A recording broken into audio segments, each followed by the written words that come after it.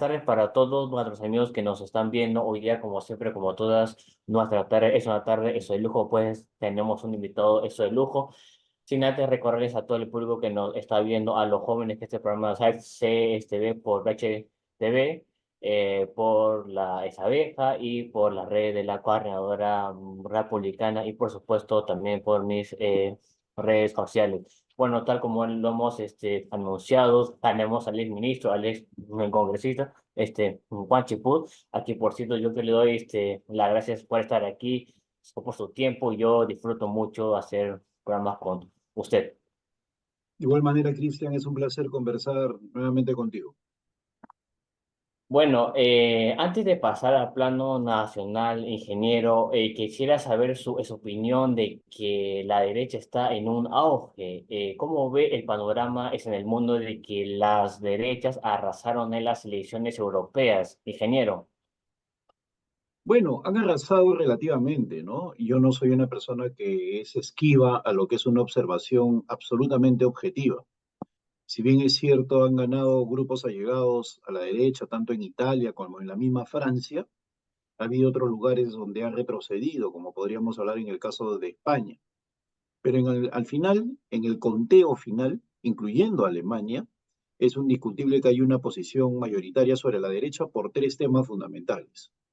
La primera tiene que ver con la migración, es decir, hay un desborde ya migratorio en ciertos lugares de Europa que está generando una serie de problemas.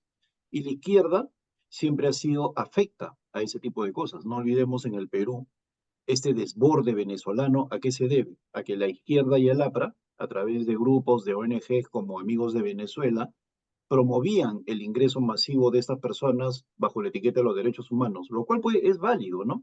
Pero ya luego degeneró en una gran cantidad de personas. Bueno, ese es un punto fundamental. El otro punto tiene que ver con la forma como se están manejando las relaciones en términos geopolíticos. La derecha está buscando claramente mecanismos que tienen que ver con una posición más firme y fuerte de Europa en relación a otros bloques. Y en tercer lugar, obviamente, el tema económico, ¿no? No se puede decir que las empresas y la propia industria europea esté marchando bien. Hay problemas en el crecimiento, no se está creciendo a los niveles esperados y esto obviamente genera una presión para un eventual cambio de posición ideológica. En síntesis, yo creo que lo mismo podría estar pasando en América Latina. Si pensamos en el Perú, hay un desborde migratorio, hay crisis económica y hay problemas geopolíticos. O sea, no sería raro que acá la derecha adquiera mayor personalidad. El problema del Perú es que no hay representantes genuinos de la derecha. Hay imitadores, hay gente sin nivel intelectual, hay gente entusiasta, ¿no? Pero todavía no hay un líder genuino de la derecha. En todo caso, saldrá en los próximos meses. Claro, ahora también es importante también recordar a los jóvenes, sobre todo, que nos está viendo de que esta derecha, entre comillas, está mal viendo, ¿no? Es importante también hacerles recordar eso también a los jóvenes. Bueno, si nosotros vemos a los jóvenes, ¿por qué se van a mirar a los progresistas o a la izquierda? Porque encuentran que en el Parlamento pues no hay personajes representativos de una derecha eficaz. Ni uno solo. Está de más plantear nombres, simplemente no hay ni uno. Sin embargo, si miramos hacia los sectores progresistas de la izquierda, si hay personas que son leales a sus votantes, si hay personas que tienen oficio político, si hay personas que tienen una clara posición ideológica. Por eso te digo, el tema de la derecha representativa en el Perú aún no tiene claros referentes. Lo que hay son personas entusiastas, de buena voluntad, de repente quieren ocupar un papel de liderazgo en la derecha, pero hoy por hoy no hay, ni en el Congreso, ni en el municipio, ni en el gobierno. Entonces, tienen que surgir personas. Ahora, ser de derecha no es ser empresario, ¿no? El señor Carlos Añaño no tiene nada de derecha. El señor Carlos Álvarez tampoco tiene nada de derecha. Tienen lenguajes confusos. Entonces, hay que esperar todavía una posición de derecha en el próximo proceso electoral. Claro, y sobre todo usted señala bien en lo que no hay una derecha en nuestro país, y es cierto, y con respecto al empresario que ahora ha anunciado su inscripción en Perú Moderno, Es un empresario que dónde ha estado cuando las papas quemaban, ¿no? Entonces, ahora sí quiere, no preocupa por su país, ¿no? Ahora, y justamente es hablando sobre la derecha también, este programa, sobre todo, como nos ven relativamente jóvenes, siempre trato de sacarles sus dudas. ¿Cómo ve el tema de la reforma de que eliminaría los movimientos regionales? Ahora, yo estoy de acuerdo con eso, creo que usted también. El punto también es aquí donde para mí, a mi manera de ver las cosas, es una medida muy valiente porque de los 85 movimientos regionales que hay, probablemente se van a ir, van a hacer una sonada contra el Parlamento. ¿Y cómo lo ve usted? Bueno, más que a nada, yo creo que van a tratar, tienen derecho al pataleo, ¿no? Mira, en los últimos años ha habido una gran cantidad de movimientos regionales y movimientos locales.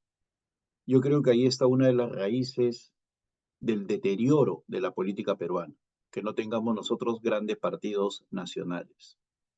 Eso ya se había convertido en un gran negocio. Yo tengo información que muchas personas habían comprado movimientos regionales y locales en los últimos meses.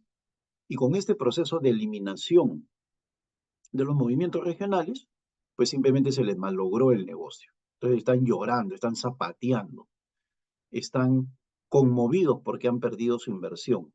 La pregunta ¿es eso política?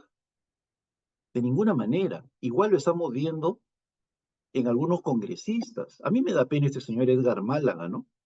El señor Edgar Málaga dice, yo voy a postular sea por Renovación Nacional o sea por Avanza País. Ese señor no tiene programa, ese señor no tiene enfoque ideológico, ese señor no tiene convicciones y objetivos claros en materia de qué es lo que piensa, qué es lo que quiere para el país, de qué manera quiere llegar a eso. Así como él hay un montón de improvisados de la política. Por eso es que el Congreso está hasta el perno, de improvisados, que dicen, me voy con este partido, con el otro, como si fuera un juego. Bueno, ese señor es congresista, ese señor dice que es científico, ese señor cree que es un referente de opinión y no es ninguna de las tres cosas. Y más aún, si fuera científico sería riguroso y como tal tendría objetivos claros, y si tiene objetivos claros tendría una clara posición ideológica. Pero no, él dice, voy por Tim Marín de Dopingüe, ¿no? Puede ser Avanza País, Renovación Popular, cualquiera. Y había estado hablando inclusive con el Fujimorismo. Bueno, esos son los políticos que tenemos. Si eso se da en Lima, imagínate en los movimientos regionales. Aparte, gran parte de la corrupción que hay se debe a que los movimientos regionales permitían que la gente postulara por diversos partidos y de esa manera se engañara a la población. Por ejemplo, este sujeto que responde al nombre de Vladimir Cerrón, sujeto delincuencial que está fugado de la justicia y que es gran amigo, es Guayqui, ¿no? De la señora Dina Boluarte. Vladimir Cerrón ha sido presidente del gobierno regional, presidente regional, gobernador regional de Junín y ha postulado por diversos partidos. Igual sucede con otro delincuente. Digo delincuente porque ha tenido condena, ex convicto en todo caso si no le gusta que le digan delincuente. El sujeto que responde al nombre de Wilfredo Corima, ¿no? El regalador de Rolex. Este señor ha sido 3 veces presidente regional de Ayacucho. 3 veces. ¿Y por qué? Porque se esconde detrás de nuevas fachadas de movimientos regionales. Hoy postula por A, mañana por B, pasó mañana por C. Y como tiene plata, no se sabe cómo hace, ¿no? Grandes campañas, y la gente cae en sus redes y lo elige porque no sabe quién está postulando. Ellos marcan nada más el nuevo símbolo, ¿no? Entonces, eso se tiene que acabar en el Perú. Para acabar con los Vladimir Cerrón, con los Wilfredos Corima, que son unos perfectos sinvergüenzas, que hacen muchísimo daño al país y sobre todo hacen mucho daño a la política, se tiene que ir a un esquema de grandes partidos. Yo estoy seguro que en ese esquema de grandes partidos, sujetos de la calaña moral de Wilfredo Corima o Vladimir Cerrón no tendrían cabida. Es cierto, es también muy importante que haya mencionado de que hay empresarios que compran los movimientos, eso es importante. Y usted también ha citado un buen ejemplo del caso de Oscar Lima. Y claro, una muy buen análisis. Ahora, bueno, se viene cierto cuando conocemos de que lamentablemente el fiscal interino de la Nación, Juan Carlos Villena, ha archivado las denuncias contra Martín Vizcarra con respecto a las pruebas rápidas. Ahora, ¿cómo ve usted de que la congresista Patricia Chirinos ha presentado una denuncia constitucional pidiendo que lo destituyan y, por supuesto, su inhabilitación? ¿Cómo lo ve esto, ingeniero? Mira, hay una serie de antecedentes, ¿no? Que tienen que ver con esa pregunta, ¿no? Lo primero está que yo mencioné el mismo día que este señor Juan Carlos Villena exoneró de culpa a ese individuo que responde al nombre de Martín Vizcarra y que tiene el alias de Lagarto, ¿no? Alias Lagarto como los delincuentes, ¿no? Ah, Así como hay alias Cojo Mame, ¿no? Alias Catroche, alias Cholo Pampañaupa, ¿no? Hay alias Lagarto, ¿no? En este caso Martín Vizcarra tiene el alias de Lagarto.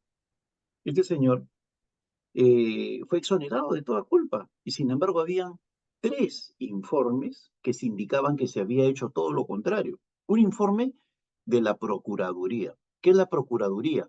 La encargada de la defensa del Estado. O sea, una entidad tan importante como la Procuraduría. Otro informe de la Contraloría, que decía de que se habían cometido una serie de ilícitos en el proceso de compra de pruebas rápidas y otros insumos de la epidemia del COVID. Van dos. Y un tercero del Congreso de la República, de la Comisión de Fiscalización, que señalaba que se había hecho todo para derivar hacia las pruebas rápidas compradas a empresas chinas y que no servían absolutamente para nada. Entonces, para el señor Villena, para el fiscal de la Nación, no era suficiente eso, ¿no? No era suficiente testimonios que se indicaban que la noche del 18, entre el 18 y el 20 de marzo del 2020, se reunieron en el local del Ministerio de Economía y Finanzas la señora María Antonieta Alba, ministra de Economía, la doctora Inostroza, ministra de Salud, que luego renunció dignamente, seis representantes de laboratorios, el señor Zamora, que no era en ese momento ministro de Salud, y el sujeto que responde al nombre de Martín Vizcarra y que es conocido con el alias de Lagarto, ¿no? Todos se reunieron y esa noche ese sujeto alias Lagarto dijo, ¿no? Se tienen que comprar las pruebas rápidas. De inmediato cambió la estrategia luego de esa reunión en el MEF. Algunas preguntas. ¿Por qué la reunión fue en el MEF y no en el Ministerio de Salud? ¿Por qué acudieron seis laboratorios? ¿Por qué luego se compra a un grupo de esos laboratorios? ¿Por qué luego se despide, o mejor dicho, se marcha, porque está indignada la ministra de Salud, la doctora Inostroza? ¿No? Hay algunas preguntas que para el fiscal Villena eso no existe.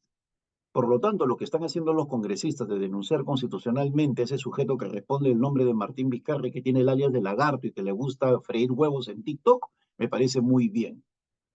Ese individuo hace rato que debería estar en la cárcel, porque por mucho menos ese sujeto, que lo que ha hecho ese sujeto, hay personas que han pasado penurias en la cárcel. Yo no entiendo por qué todavía Martín Vizcarra no está tras las rejas.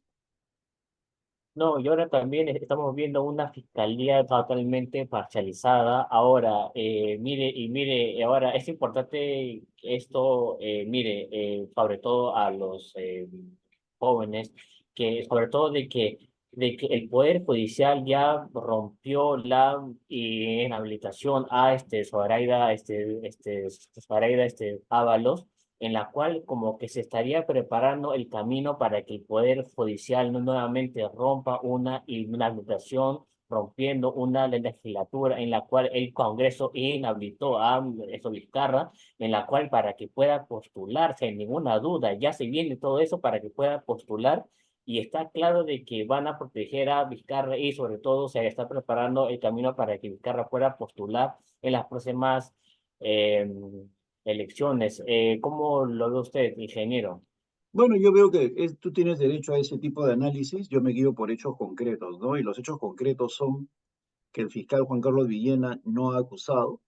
Un hecho concreto es de que él está en grandes problemas como consecuencia de eso. Otro hecho concreto tiene que ver con la acusación constitucional que le acaba de plantear la congresista Patricia Chirinos, y un hecho concreto es que Zoraida Ábalos ha sido rehabilitada por el Poder Judicial. Pero de ahí a llegar que eso va a significar un elemento para que Vizcarra vuelva a postular, yo creo que esa ya es la parte especulativa, que como te digo, tú tienes derecho a hacer ese análisis. Yo lo que creo más bien es que Vizcarra está en grandes problemas porque cada vez hay más gente que se está dando cuenta de lo que él es y está hablando con absoluta claridad.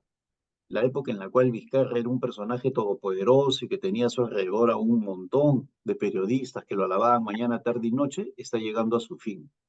Y yo creo que ese colofón va a ser que Martín Vizcarra, sujeto que está acusado de corrupción durante su paso como gobernador regional, que volvió a ser acusado de corrupto durante su paso como ministro de Transportes y Comunicaciones, que volvió a ser acusado como corrupto durante su paso como presidente de la República, es decir, por donde él pasa, hace corruptelas. Ese señor debe estar tras la cárcel, ¿no? Yo creo que eso es inexorable, ¿no? Tarde o temprano, él va a tener que estar purgando todo lo que ha hecho tras las rejas. Ahora, también, ahora, ¿cómo ve el tema de que lamentablemente el Congreso iba a sacar una ley para que los que cometen rebelión, asesinatos o tengan delitos de lesa humanidad no puedan postular? Entonces, lamentablemente, no se va a dar así, solamente se va a dar una ley como que a favor de un candidato, y ya estamos hablando de quién, de más o menos Antauro un Mala, en la cual, ¿cómo usted esto lo ve bueno, o lo ve de que a veces no es bueno de que una ley sea contra solamente una persona? Entonces, ¿Quién dice? vamos a ¿Quién hablar. dice? Yo he escuchado a algunos juristas hablar de que eso es con nombre propio. ¿Quién dice que es nombre propio? Se está No, comentando pero mucho. está bien, yo sé que tú no eres, pero están hablando cosas que no tienen sentido. Esa no es una ley con nombre propio. Hay que hablar las cosas como son. El Perú es uno de los pocos países en el mundo donde no existe una ley concreta, donde aquel que ha delinquido simplemente no puede postular a un cargo de origen electoral, un cargo público. Hay países nórdicos en el cual inclusive aquella persona que ha cometido un delito nunca más puede volver a ocupar un cargo público, ni él, ni sus hijos, ni sus nietos, hasta la segunda generación, como castigo. Acá hay gente que dice, no, al señor se le derrota en la cancha. ¿Acaso van a jugar de manera pareja?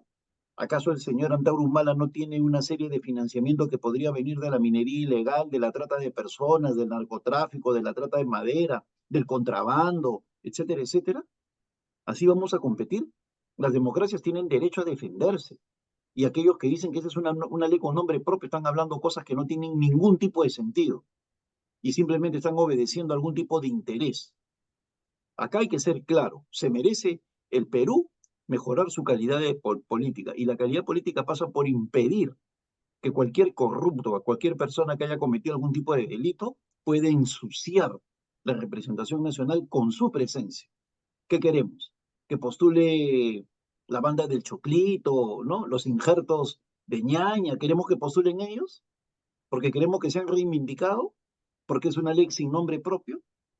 No, aquel que ha cometido un delito, aquel que ha asesinado, aquel que ha violado, aquel que ha extorsionado, aquel que ha matado, aquel que ha hecho cualquier tipo de latrocinio, no puede ingresar a la política. Así de simple. A mí me parece muy mal lo que ha hecho el Congreso de la República. Es un retroceso. Y por eso es que se nos está cuestionando internacionalmente. Acá se ha debido la primera votación ser contundente. Un delincuente no puede postular al Congreso de la República. ¿Sabes por qué? Porque aquellas personas delincuentes, ¿no? Que tienen miedo de ir a la cárcel, como tienen plata, van a postular. Y al postular van a tener inmunidad. Y cuando van a tener inmunidad van a seguir haciendo lo que se le da la gana. ¿Acaso no hemos aprendido la lección con la gentuza que hay en el Congreso? No todos, ¿no? Eso le quede claro. Pero hay un grupete que vemos que mocha los sueldos, que tiene amantes, etcétera, etcétera. ¿No hemos aprendido la lección? Yo creo de que acá el Congreso está cometiendo un grave error desde el momento que no legisla para impedir que los congresistas o sobre todo que los delincuentes puedan postular al Congreso. ¿Qué vamos a tener? Excelente, A un senador, ¿no? Que, que ha sido un secuestrador. Eso es lo que queremos, ¿no? Eso es lo que queremos. O sea, el Cholo Jacinto podría postular a ser senador. Pampañaupa, un injerto, ¿no? O sea, ¿qué es eso? O sea, no se puede permitir que una persona que ha cometido delitos postule al Congreso. excelente, excelente todo lo que nos está diciendo este ingeniero. Ahora, ya que el tiempo nos está quedando un poco más corto y habría estos otros temas. Ahora, si bien es cierto, la noticia es de que el Perú se queda fuera de la OCDE, ¿no? Muy bien, no se está hablando de lo malo, no que eso que lo otro es lo malo, no, pero yo quiero expresar más cuáles son los beneficios de estar en ese organismo, ¿no? Si bien es cierto, ahora también lo malo también es que los caviares como tal están que hagan un show en la cual dicen, aquí se dice, ¿no? Desde cuando aquí los de izquierda están muy preocupados en estar en un grupo de élite, ¿no? De países ricos como tal. ¿Cómo lo ve usted, ingeniero? Mira, yo he sido vicepresidente del Consejo de Competitividad durante el gobierno de Alejandro Toledo, ¿no? Cuando era presidente el ministro David Lem. Entonces, a mí, yo sí soy un hombre de Estado. Yo no me guío ni por derecha ni por izquierda. Esas son cuestiones que no tienen sentido en el mundo moderno, según dice Steven Levitsky, ¿no? Entonces, yo sí creo que el Perú tiene que formar parte de la OCDE por una sencilla razón. Es un movimiento que busca el buen gobierno. El buen gobierno significa un buen diseño de políticas públicas. ¿Para qué? Para generar bienestar en la sociedad. Estar en la OCDE te obliga a actuar correctamente en 5 elementos claves: en materia económica, en lucha contra la corrupción, en productividad, en medio ambiente y en todo lo que signifique servicios, bienestar, salud, seguridad. ¿Es eso malo? Todo lo contrario, es bueno. Y es un grupo de países de élite al cual se llega luego de una profunda evaluación. Entonces, cuando en el tema de integridad, que es uno de los temas más importantes, el que tiene que ver con lucha contra la corrupción, la OCDE le mandó una carta a otro individuo que responde al nombre de Alberto Tarola y que le gusta hacer reuniones por Zoom para hablar con sus amigas, ¿no? Le mandó una carta a este señor Otárola. Él, en lugar de socializarla, la escondió. En lugar de decir al país, señores, me están enviando esta carta y en esta carta dice de que va a haber un claro retroceso si es que permitimos que se ataque a la Junta Nacional de Justicia. No hizo caso. Luego, le mandan otra carta en la cual indican de que si el Congreso continúa afectando la lucha contra la delincuencia organizada, va a verse en problemas su membresía y también le esconde. Entonces, ese señor, Alberto Tarola, al cual le queda grande el nombre del señor, es una persona culpable de que el Perú no entre a la OCDE y desde el momento que no ha hecho ningún tipo de cuestionamiento al Congreso, pues simplemente que el Perú esté como esté. Ese es el problema, pues, de poner a gente sin escrúpulo, gente que está buscando su propio interés en el gobierno, ¿no? Gente como Vizcarra, como Alberto Tarol, nos hacen mucho daño. El Perú pierde si no entra a la OCDE, pierde porque es el esfuerzo de muchos años de varios gobiernos tratar de entrar. Y la señora Boluarte, ¿no? La Huayqui de Vladimir Cerrón, la Huayqui de Oscorima, ¿no? Esa señora es responsable de que esta situación se dé justo cuando cumplimos un año más de vida independiente, el bicentenario, el próximo 9 de diciembre del 2024. De verdad que es terrible lo que le está pasando al país. Sí, es cierto, es una pena todo lo que nos está diciendo, lo que está eso pasando y más bien le damos las gracias por haber estado aquí con nosotros en el programa hecho por jóvenes para jóvenes. Muchas gracias, Cristian. Un abrazo a la distancia.